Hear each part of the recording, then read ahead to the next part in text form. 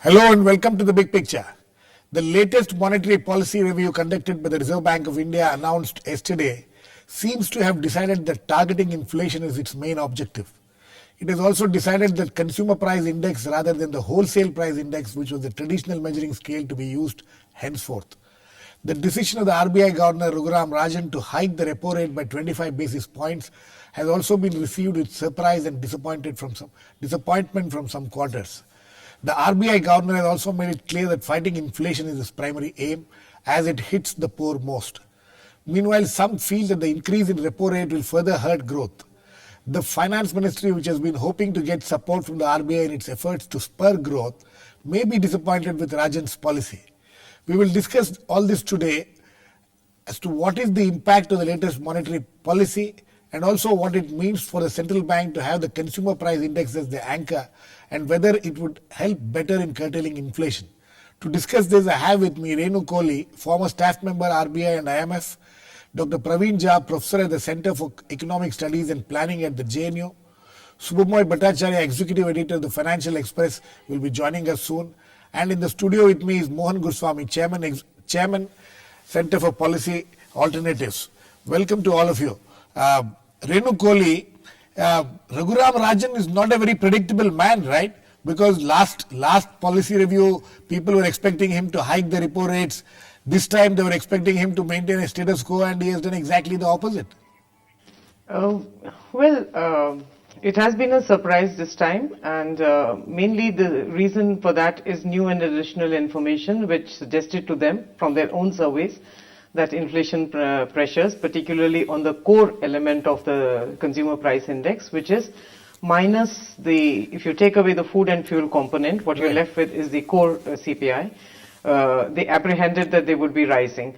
In addition, actually, the new report released, which is popularly known as the Urjit Patel Committee report, which is the one which recommends a revised and monetary policy framework, suggested what you call a path to inflation, bringing down CPI inflation to about below 8% by January 2015. And that suggested that the repo rate should be currently higher by 25 BPS in order to achieve that objective. So those are the three reasons. The third reason I have failed to mention, which is actually global financial volatility resurfaced last week, and that directly brought back the prospect of a possibly unstable rupee, which is directly linked to the value of the CPI inflation. So these were the three reasons, key reasons as to why the governor delivered a surprise to the markets. Okay, Mohan, do you see consistency in the thinking of the RBI governor? Ever since he took over in September, do you think his thinking has been consistent? I think his thinking has been very consistent. But you can't expect him to act according to what experts outside the market, the government, and yes. Because basically he shouldn't be catering to the market. He should be looking at the macro figures as he sees them. Having said that, I'm a little surprised because the WPI has been coming down. It's come down from 11% to 9.1. The consumer price index came down in December to 6.1%. So you're on a downward trend. Given that trend, if you tighten money, are you going to affect investment? You're going to affect spending. And all these, and at the end of the day, the biggest priority of the economy should be to create jobs, and jobs can only be created by the expansion of GDP. And I think sometimes, these panicky measures of, hiking interest rates. You're calling this a panicky measure? I think there is an element of panic in this. There's too much of anticipation because, we've seen higher repo rates, hikes before. And, I think this fear of inflation kind of, overwhelms these people. But whatever he does, however much he might reduce the CPI, there is a food price index which is separate. He talks about that. So he has no control on it. He's like King Canute. He can ask the waves to go back, it won't go back. Because they are based on entirely different considerations. There are supply constraints, there are distribution bottlenecks. Why did onion prices go up to 80 rupees a kilo and then come down to 10 rupees within a month? Had nothing to do with the RBI. has to do with push and pull methods used in distribution. So I think he can't do anything about it. And I think, this tight focus on CPI has a large bundle of goods in it. It's got cement, it's got steel, it's got all kinds of things, If you isolate food, which concerns 70% of the people. Food and fuel. Food and fuel, but fuel doesn't really get affected on this so much. But as money supply tightens up investment, because more money is going to sit in the banks. I think that is detrimental to growth. If housing rates go up, number of new house purchases will come down. Just now the retail market, the house market has been looking up. No, but Mohan Guruswamy, he doesn't seem to be in line with your line of thinking at all. He seems to be thinking on a different line altogether. I think, when you are sitting up there in that perch, you are looking at large swaths of data coming in. Okay? Exactly. But you're not looking at realities of households. Where does the majority of Indian households spend their money? 60% still spend it on food. And he has no control on that. Let me get Dr. Praveen Jha. Do you agree with Mohan? Do you agree with Mohan Guruswamy that he has no control? The line which the RBI governor has taken may not be the right line, because he is trying to strike at something over which he has no control. In large measure, I certainly agree with Mohan. In fact, I keep repeating that this kind of narrow monetary fundamentalism is barking up the wrong tree. The reasons for inflation, structural reasons, etc., and a whole set of other things. And as Mohan rightly said, on most of these things, it is obviously quite clear, based on India's experience, that not only theoretically but empirically, that the RBI governor has very little control or no control. Right? So, in that sense, it really is barking up the wrong tree, and it is hardly sort of any policy significance. On the other hand, as again Mohan rightly put it, it may well be the case that we are hurting prospects of whatever little expansion in industry, manufacturing, growth, etc. might have happened. Again, the relation there also is very tenuous. That's why I'm saying that monetary fundamentalism is something which is theoretically quite erroneous, empirically quite incorrect, and this is something which is based on not only experience of a handful of countries, but I'm referring to the global experience. So if you go by that, and there's a lot of debate currently, for instance, with reference to the US story and the change of guard there, and assessing what has happened in the US, what has happened in Europe, what has happened in the developing world in general. So we know that there is huge amount of empirical evidence, and it seems utterly meaningless to me to sort of put so much in one particular basket, either in terms of thinking about growth or in terms of thinking about inflation. However, if I had to sort of make a choice at this point in time, going by India's reality, I would have certainly followed the kind of lead that Mohan is suggesting. That, take a risk, sort of try and ease pressures for particularly small and medium manufacturing enterprises. He referred to the the real estate sector, yes, and the pressures there and so on. So on the whole, I mean, I feel that not very much is quite meaningful in this sense. And he is obviously following the legacy of Subbarao.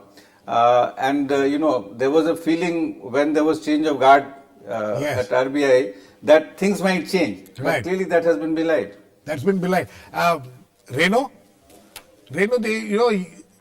both Mohan and Praveen Jha have a completely different take. They say that theoretically as well as empirically there is no evidence that this approach will be helpful in controlling inflation. Let me make it clear that this is not inflation targeting, for one thing. Inflation targeting implies that the policy rate of the central bank is directly rule-based, linked to the nominal angle. Sorry, Renu, that Urjit Patel committee was talking about targeting inflation. The whole the committee report's basis seems to be on targeting inflation. And now, Yeah, that is even true. Raghuram That Rajan is has given true, and indication, that's what I'm clear trying to indication say. that it is about targeting inflation. Well, he's not given an indication of inflation targeting simply because this current repo rate hike of 25 BPS is actually brings their repo rate to 8%, which is the rate of core retail inflation. Urjit Patel committee report, on the other hand, recommends aligning the policy rate with headline CPI inflation, which is headline CPI inflation is currently 9.8%. Right. Now, what is significant about this policy is that there appears, without a formal announcement, there appears to be a clear shift in focus exclusively to CPI inflation rather than WPI inflation, Right. even though they have not yet made a formal announcement. Now, the implication of that is very profound. For one, as has been pointed out by other discussants, that food inflation is not amenable to RBI's control. And amongst other things, it may be coming down now simply because vegetable prices are coming down and food prices are coming down. But 4 or 6 months hence, we don't know what the monsoon will behave like. We know that there is a food security law in place which mandates provision of food at a certain level to households across the country, and therefore that implications of it can be potentially quite inflationary. So no one knows as to how the food component of the CPI will behave. So my reservations arise from that quarter.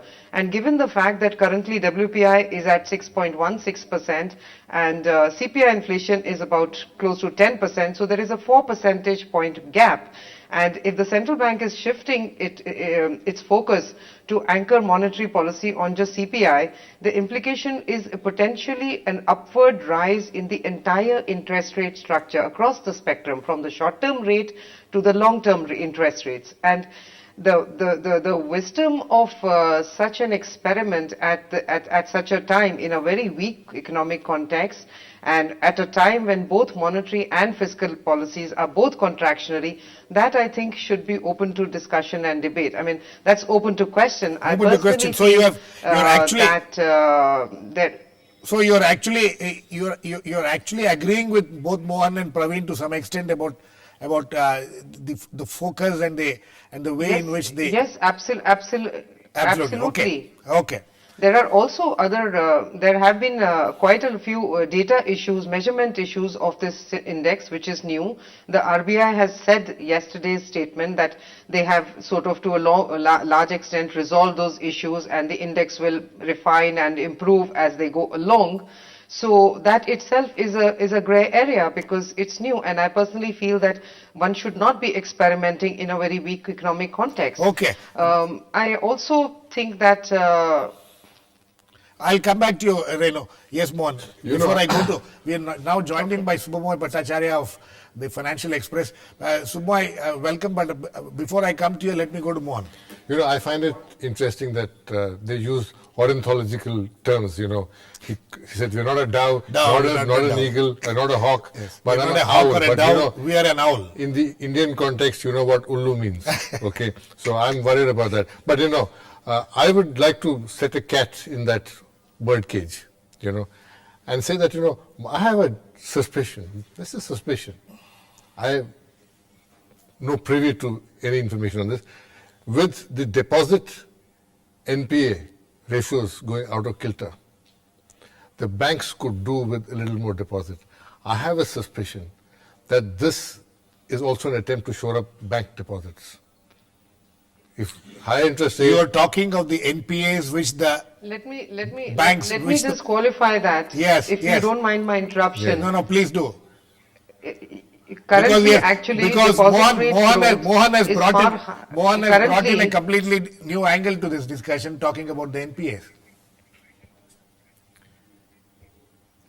Yeah, NPAs, but the point is what is happening is that since September, the RBI has increased monetary policy rate by 75 BPS, but the banks to which it must eventually transmit for any meaningful realization of its inflation control objective, they haven't responded.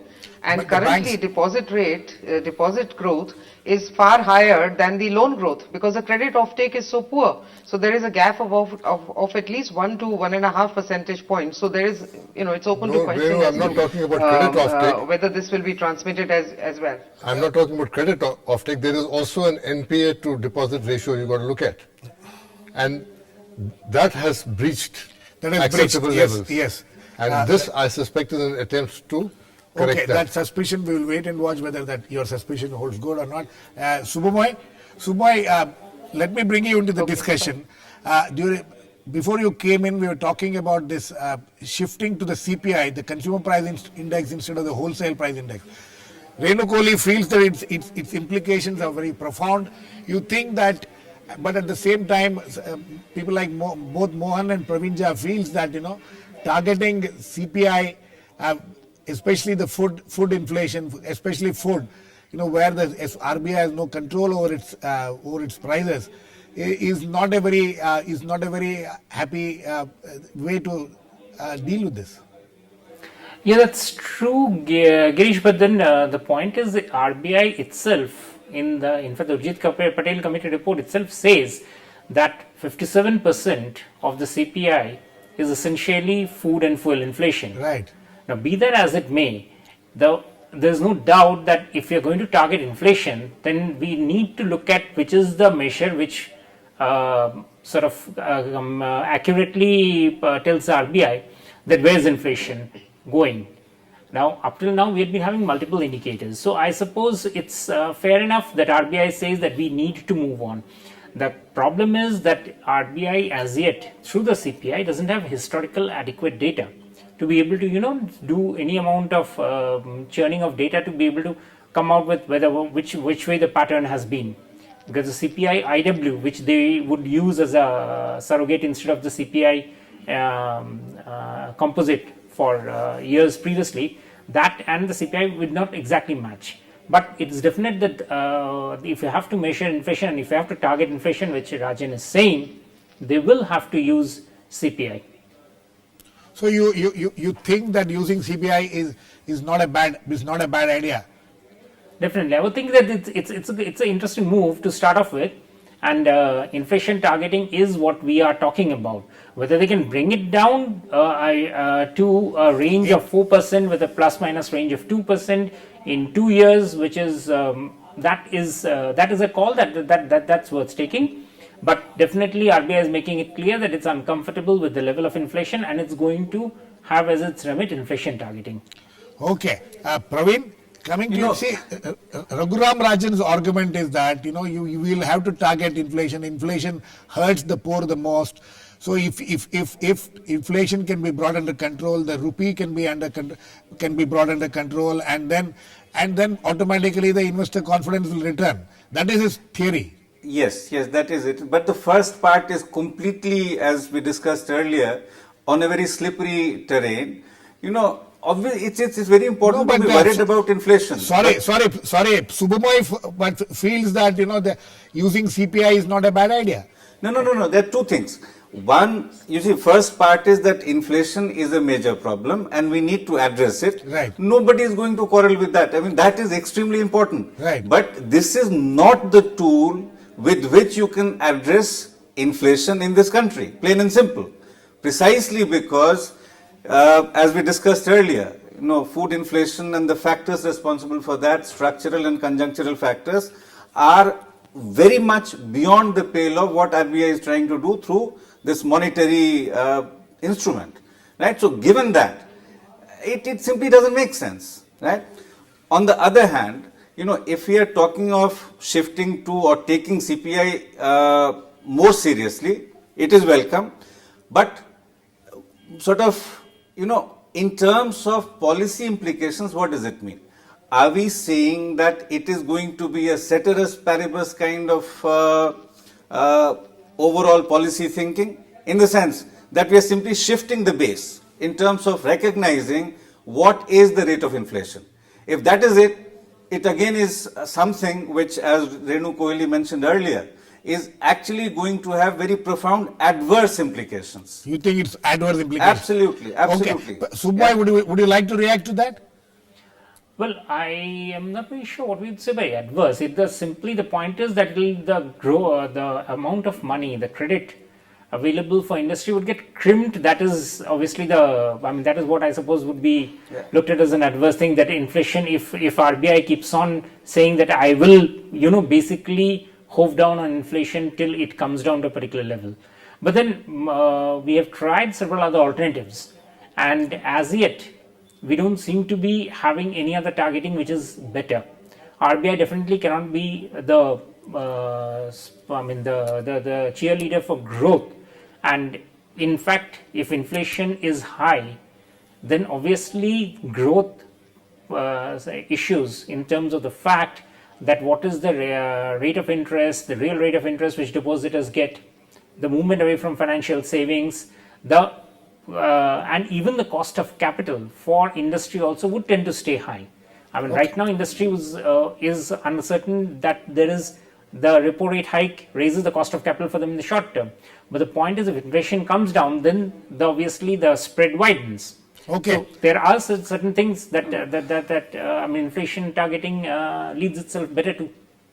Okay, it's interesting that there are two completely different points of view. Renu, Kohli, I'd like to come to you first. Let us move to the other thing. Now the government, the finance ministry was obviously taken aback or not very happy with what has happened yesterday. But now it's also said that the government needs to take certain measures, certain tough measures, if it has to help the situation. Now, what are these measures that the government is expected to take or should be taking? Yeah, before I answer your questions, let me just, add to, or rather question what Subhomoy says, that other approaches have failed and inflation targeting might as well try this. Right. It's not at all clear that the other approach, which is the existing multiple indicator approach, has failed. There is substantial evidence to show that the RBI experimented in 2009 and 10. It ignored many of the multiple indicators and kept monetary policy far too loose for far too long. And thereafter, when inflation did get generalized, it had shifting explanations. In 2009, it said food supply shocks and therefore, no role for monetary policy. In 2010, it said the price of protein, income shift, and therefore, the protein prices are rising, egg, milk, protein, etc., fish, etc.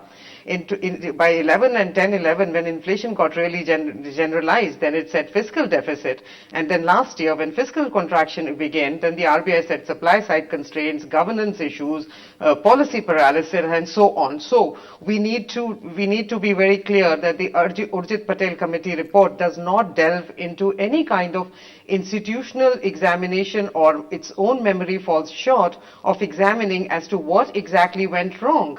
It's quite easy to say that MI approach has failed and we should move on to a new framework. But at the same time, there is a failure out there on part of the central bank itself to examine its own actions in the past. Okay. So anyway, to return to your point about Yes. the government, what the government needs to do, it is quite clear what the government needs to do. The government has to, facilitate supply responses. It has to make some efforts towards inflation control on the food front, which means basically reduce the gap between wholesale and retail food prices, which has been one major cause of high retail food prices.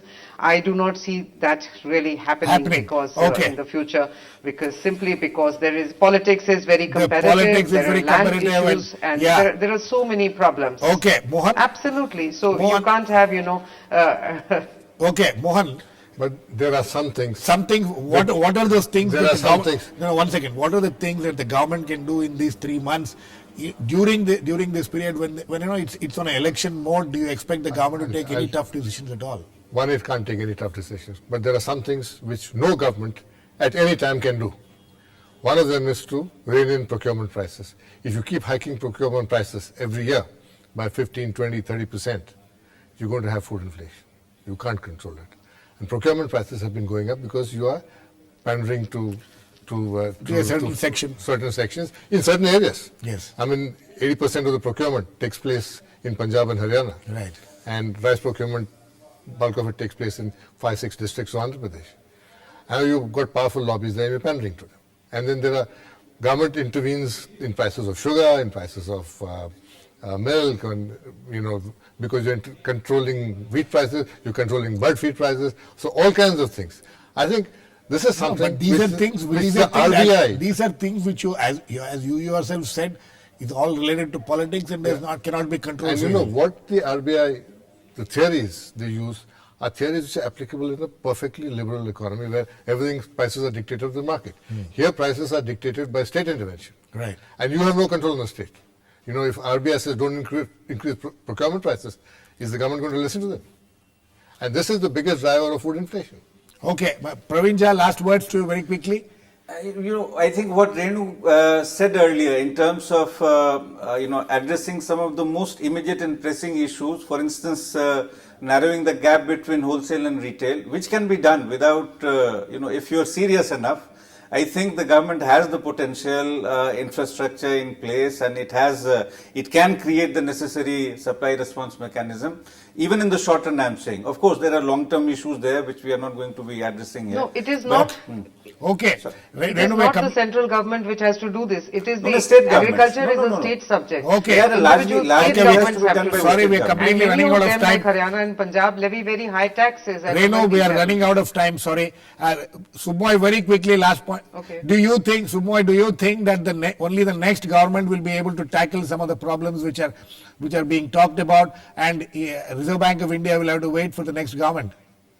Absolutely, which is why it makes very good sense to have inflation targeting now, because even for the new government, the incentive to raise prices and to give goodies around is always a very interesting phenomenon. In that context, I think it makes sense to have a more conservative policy at this point. Okay, I think on that note we need to end. It's very interesting that this new policy which the RBI governor adopted is facing a lot of criticism. While there are some people who are supporting it, we'll wait and watch how it will work out in the coming months. Thanks to all my guests, Mohan, Guruswamy, Renu, Kohli, Praveen Jha and Subhomoy Bhattarcharya. Please keep watching. We'll come back with another issue, Big Picture, same time tomorrow.